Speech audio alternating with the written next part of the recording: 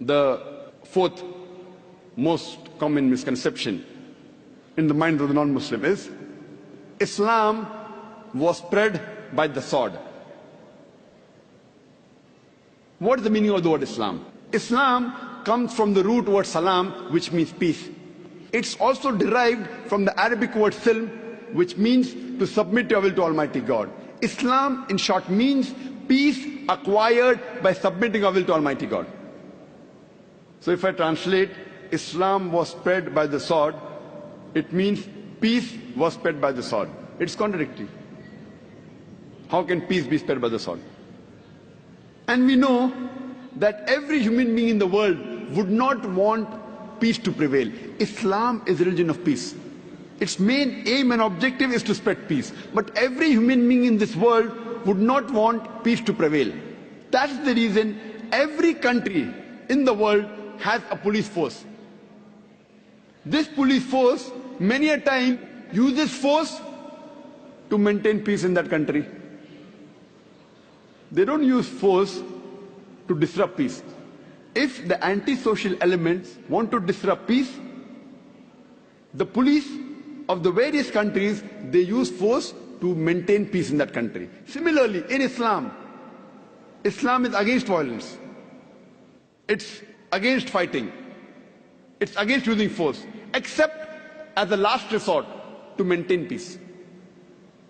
Similarly, Islam does give permission to use force to let justice and peace prevail in that land. And the best reply to this allegation that Islam was spread by the sword is given very well by a very famous historian by the name of O'Leary. In the book Islam at the Crossroad, on page number 8, history makes it clear that the legend of fanatical Muslims sweeping across the world, forcing Islam at the point of the sword over conquered races, is the most fantastic myth that historians have ever repeated. I would like to repeat his statement. O'Leary says in the book Islam at the Crossroad, page number 8, that history makes it clear that the legend of fanatical Muslims sweeping across the world, forcing Islam at the point of the sword over conquered races, is the most fantastic myth that historians have ever repeated. Which sword? We Muslims, we ruled Spain for 800 years. We didn't do the job. We didn't convey the message of Islam to the non-Muslims. Later on, the Crusaders came, the Christians came, and they wiped out the Muslims. There was not a single Muslim who could openly give the azan. If you read history, the religion that was spread by force was the religion of Christianity. If you read history, hundreds of thousands of people have been killed in the name of Christianity. And today, these same people are telling that Islam was spread by the sword. We Muslims, we have been the rulers of the Arab land for the past 1400 years. For a few years, the Britishers came. For a few years, the French came. But as a whole, the Muslims have been the rulers of the Arab land for the past 14 years. Yet today, there are 14 million Arabs who are Coptic Christians.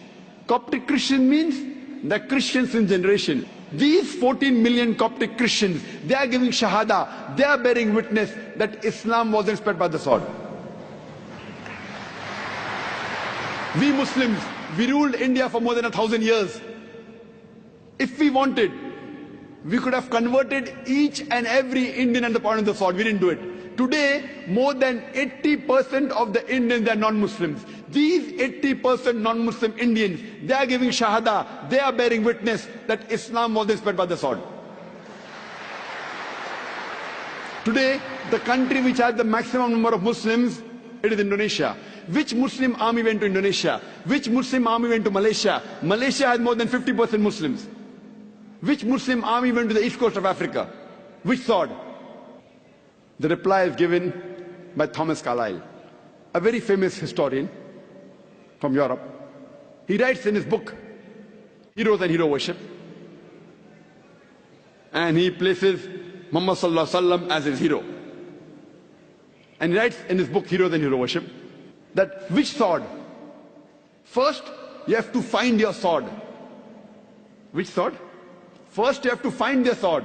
Every new idea originates in the mind of one. In one man's head, it dwells alone. One man against the whole world. It will do little good that he picks up a sword and propagates it. You have to find your sword. He's talking about the sword of intellect. Which sword has made hundreds and thousands of human beings to accept Islam? He's talking about the sword of intellect. And I start my talk by quoting a verse of the glorious Quran from Surah Nahl, chapter number 16, verse number 125. He says, "Udu ila sabil rabbika bil hikmah wal mu'azzid hasna wajadun billati hiya asan." Invite all to the way of thy Lord with wisdom and beautiful preaching, and argue with them and reason with them in the ways that are best and most gracious. It is the sword of reason, logic, which is conquering the hearts of the people. It's not the sword of metal. Even if we had the sword of steel, we could not use it. Because Quran says in Surah Baqarah, chapter number 2, verse number 256, "La ikraha fid deen." There is no compulsion in religion, but truth stands out clear from error. Thomas Carlyle is talking about the sword of intellect, the sword of reasoning. There was a survey done by the Reader Digest Almanac Yearbook in 1984, and the article was reprinted in the Plain Truth magazine. It did a survey of the increase in the major world religions in a span of 50 years, from 1934 to 1984. And in that survey, the religion that spread maximum, number one, it was Islam, 235%. Christianity, only 47%. I am asking a simple question. Which war took place in this span of 50 years between 1934 and 1984, which forced tens of thousands of human beings to accept Islam? Which war? Today, the fastest growing religion in America is Islam. The fastest growing religion in Europe is Islam. I am asking, who is forcing these Americans and Europeans to accept Islam? Which sword? Today the media is attacking Islam and saying Islam subjugates the woman. Do you know, out of those accepting Islam in America and Europe, 2/3 of them are women. If Islam subjugates the woman, why are the American women, why are the European women accepting Islam? Who's forcing them? Yesterday we saw, mashallah, a Westerner, a lady, mashallah, she gave shahada, she accepted Islam. Who forced her? Did we use the sword? We use the sword of intellect, the sword of reasoning. To end the answer to this question on was Islam spread with the sword, I like to quote to you the saying of Adam Pearson.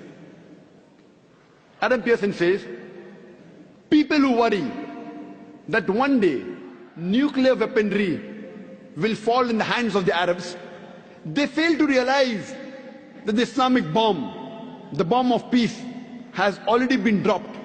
It fell the day Prophet